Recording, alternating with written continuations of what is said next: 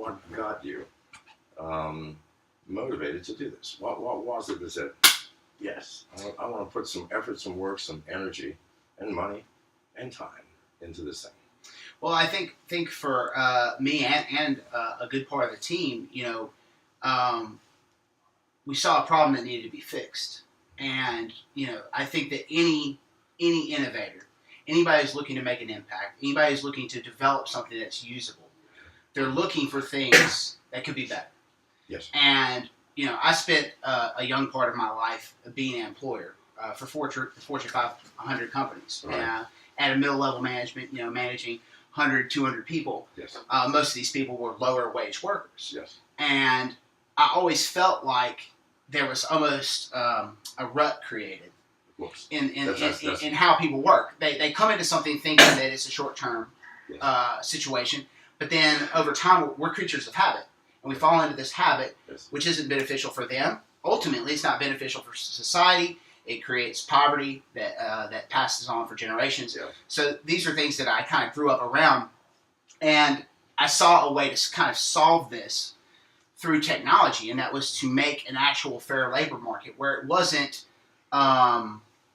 John decides he's going to be a guardsman, and therefore he's a guardsman for the rest of his life. Because every time he goes and fills out an application, he's a guardsman. So therefore, when they look at his application, they say, okay, John's a guardsman, therefore you need to go apply to be a guardsman. Yes.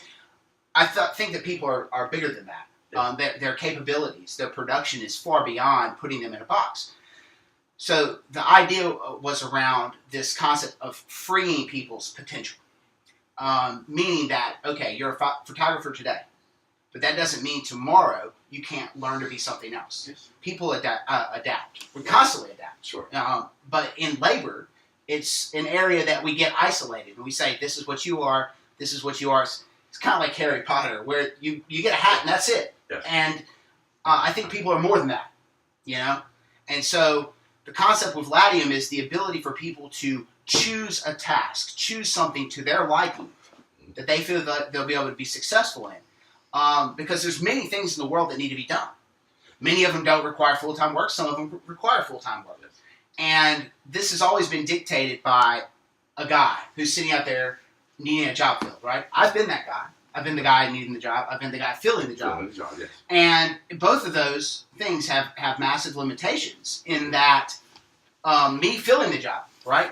I was giving him what he needed because he was telling me what he needed, right? But if it was my passion, I probably would do something different, yes. or put more effort into what it was if I was passionate about it.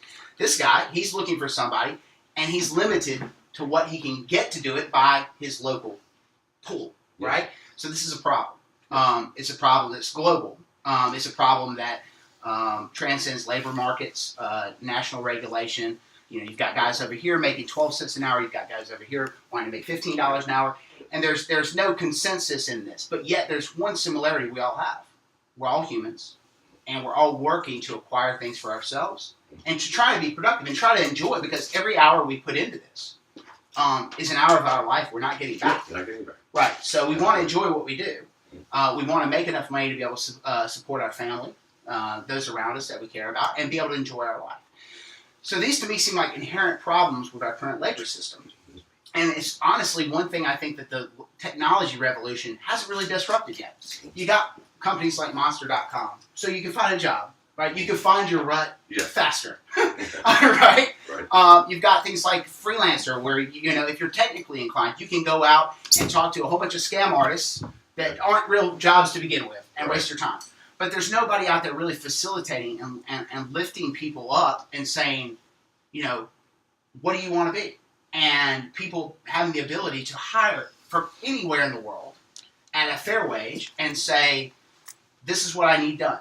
Who's willing to do it? Yes. And then a systematic approach to if they're good at what they're doing. Yes. Right? Instead of saying, okay, I've read many resumes over my life, hundreds, right?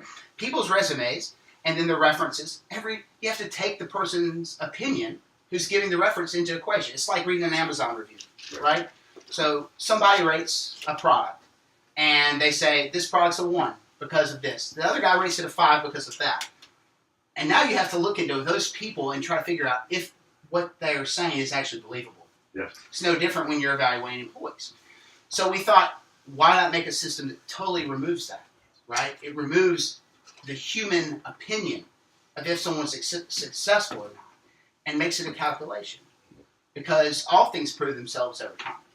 All things. If you have enough, big enough data, you can predict when someone's pregnant, right? Look at what Amazon's doing.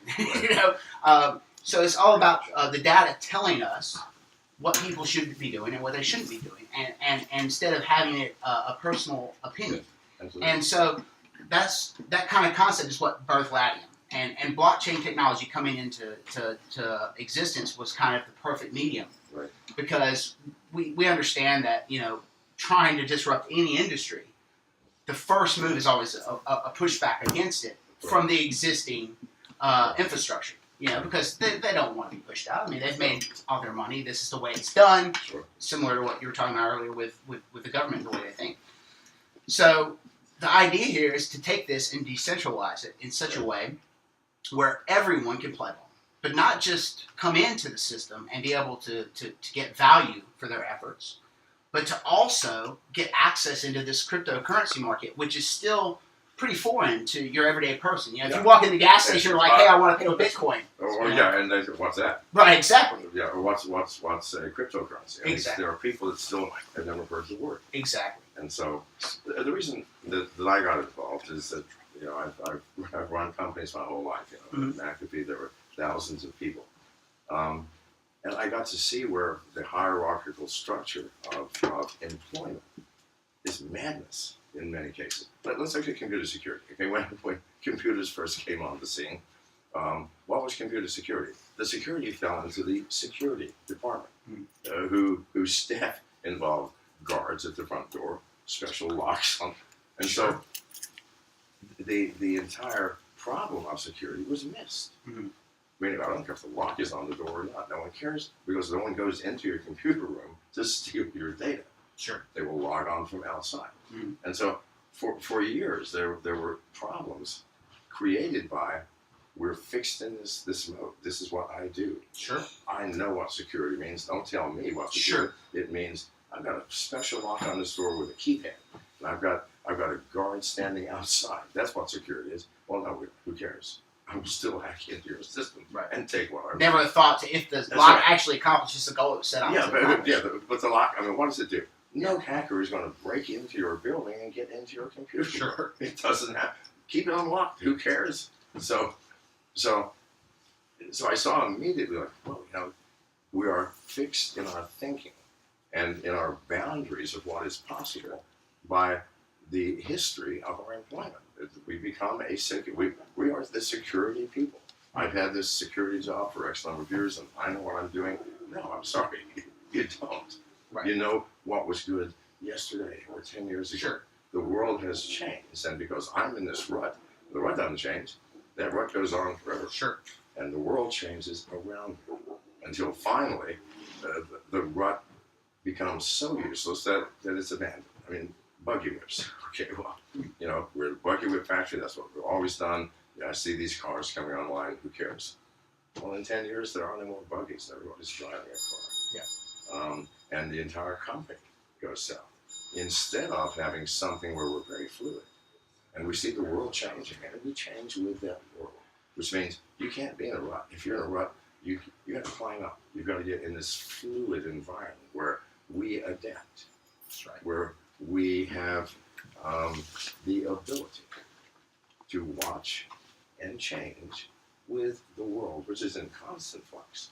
The world around you is constantly changing. If you have a newspaper, there's something new every day that's popping up. Like yesterday, the law in China, which seriously inconvenienced a lot of people. I have my ticket, I got my visa, and then the knowledge that if I go and talk, I'm going to get arrested. And then the entire conference, knowing that, well, we can't have this conference here. But there's an example of change. So yesterday, the law came out. I got a message this morning from the conference organizer saying, we're moving to Hong Kong on the 20th. And we believe that we will be perfectly safe in terms of, from a legal standpoint, even though Hong Kong is influenced by China greatly. The Chinese laws do not apply. So these guys, you know, and you would hope that they would be flexible and fluid because they are in the business of promoting the blockchain, which gives us ultimate flexibility. Yeah. And so I was impressed by that. Yesterday the law came out. This morning I get an email saying, Hong Kong on the 20th, sorry for the inconvenience, everybody's money is being refunded, we're still going to have a conference. Okay, that's how the world should work in terms of productivity, in terms of everything, including human enjoyment, mental health, everything. Because honestly, the way that the world works now in business, in corporations where you have a job, and this is your job, this is what you do. End of story. These are your boundaries. How horrific. An assembly line worker, for example. Most of which have been replaced by computers now. Sure. Thank God. But can you imagine the same every day? No, please. It's mind numbing. Yeah. Mind numbing. So this isn't. So anyways, when I saw what you're doing, I go, now that's something I can get behind. That's something I can get. Why? Because not only does it remove that mind-numbing rut that most people are in, but it gives not just flexibility, but power, freedom to people, and freedom to people who have a task, whatever that task is. Because really, isn't everything a task? I mean, you know, I'm a human, and I'm in the kitchen. I'm a cook. Right? Sure. I have a task. I've got to make dinner for company. Right. Afterwards, my task might be choosing a movie for everybody who wants to be movie. So we are in a world of constant change, of constant demands, and constant problems. I saw Lanny and I go, okay, I'd like to work with you guys.